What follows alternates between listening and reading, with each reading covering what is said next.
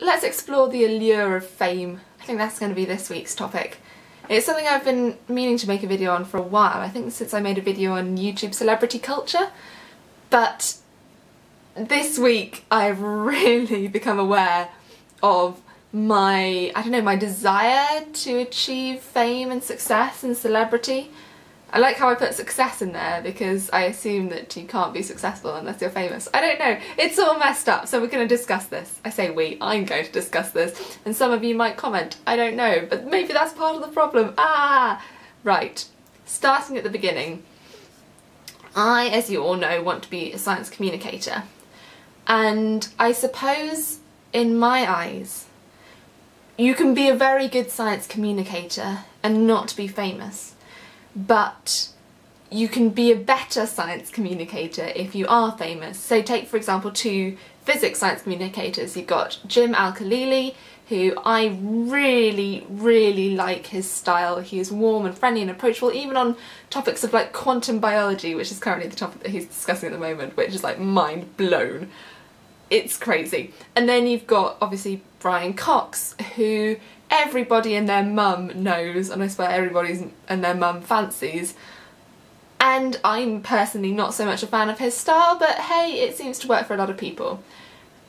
And they are both, objectively, they are both very good science communicators. That's fair to say.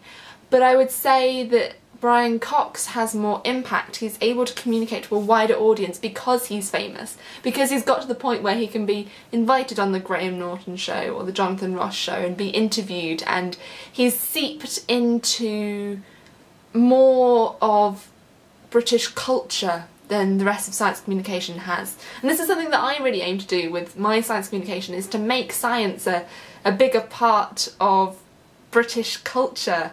Everyone expects you to know a few lines of Shakespeare, everyone looks shocked if you don't know who, I don't know, Van Gogh or Monet or Rembrandt are. People expect you to know what's happening in the world of politics, but if someone says, oh, I'm sorry, I don't really know about GM crops, and I don't know about transposons, and I don't know about phages, and people are just like, oh yeah, I hated science at school too, science is boring, isn't it?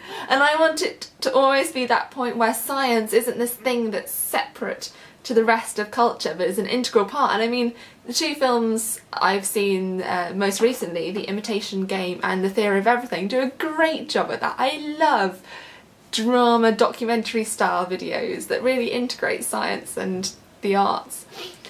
I digress. By being famous, I would say that Brian Cox has had a bigger impact on science and the view of science by the British public, to the extent that we now have the Brian Cox effect, where people say that it's Brian Cox that inspired many people to get into physics. And you also have David Attenborough, obviously another incredibly famous science communicator, and it gets to the point where people like Fearne Cotton on Radio 1, I remember her describing the penguin scene on the previous night's Frozen Planet.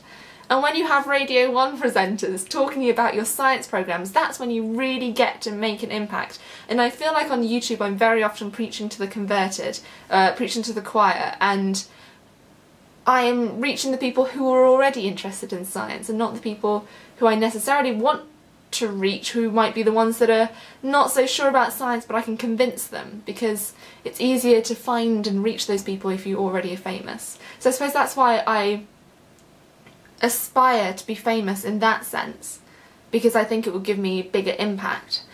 There's also, of course, the side of me. I am only human. There is the side of me that thinks I like it when people like me. I think I would be mad if I didn't feel that way.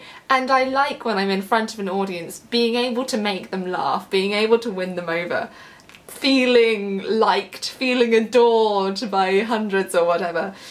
And I think a lot of that is the danger of celebrity culture. I grew up with celebrity culture. To me, that's all I've pretty much known.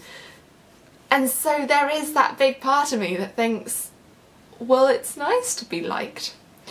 And I was thinking about this, so I entered FameLab, aptly named for this video, Science Communication Competition. Didn't get through, which was a shame. I was very disappointed about it actually. But I think one of the things that one of the judges didn't like was just she didn't particularly like my style that day. I'm not entirely certain, but I think it wasn't as spontaneous as she would have liked. Which is another reason why I'm doing these very spontaneous videos here, to kind of get used to talking about stuff off the cuff. But it meant that I was, at the time, thinking about my own science communication style quite critically and thinking, well actually, am I as good as I think I am? How do I judge myself? How can I improve? And I do this quite a lot of the time, and normally it's very healthy and fine, it doesn't get me down, because that's how I improve, if I look at my faults. And then the Royal Institution posted their video of me on their channel. So I spoke at the Royal Institution on sex and evolution, my research topics.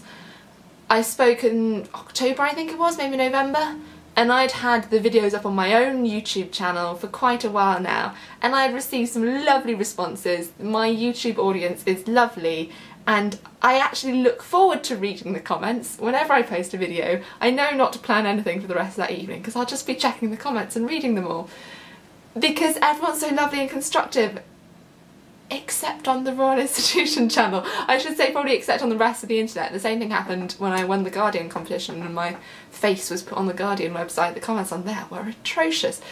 But I'm so used to having nice people commenting on my videos that then I wrote down some of them to have the following comments on the same talk as one that I had already posted and people had liked, and another science communicator who I really respect and whose opinion I really appreciate, he'd said that he really enjoyed the talk when he went to see it live, to then get things like, Sally Le Page's voice makes me want to shoot myself in the face.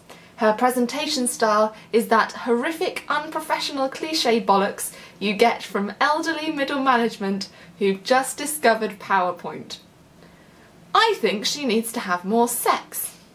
Someone else, she made me hate her without having met her. They're tough to read.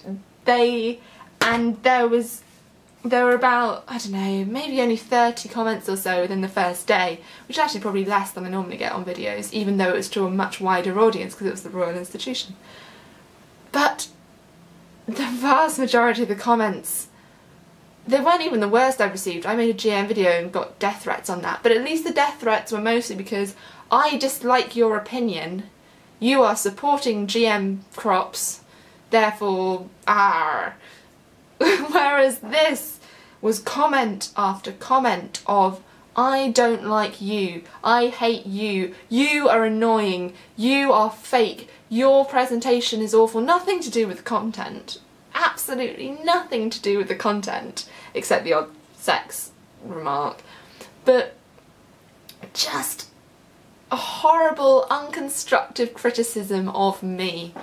And because it was coming at a time when I was already being very critical of my own presentation style, to receive plenty of anonymous comments about my presentation style, the majority of which were negative, got me down a bit, not gonna lie, I'm only human. And it does really make me reconsider my attitude towards fame. Because I really do still think that if I do become famous, I will be able to have a much bigger impact on people's lives.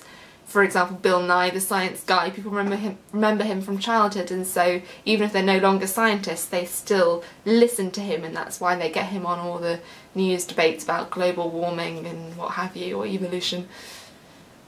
And yet I have to think, do I want to have these sort of comments following me around? Do I want to no longer be able to go places without having privacy? I doubt it'll ever get to that stage. I don't know, does Brian Cox suffer from paparazzi? Probably not. But it's that thing, it's a double-edged sword, and I do have to remind myself that feeling like you're being loved by lots of people that you don't know isn't necessarily worth the price of having to grow such a thick skin. being able to reach a large number of people and impact their lives for the better possibly does make fame worth it. But it's not the shiny, glistening prize. It's not the pot at the end of the rainbow that I necessarily thought it was. And that's my thought for today. Bit long, sorry. Keep smiling.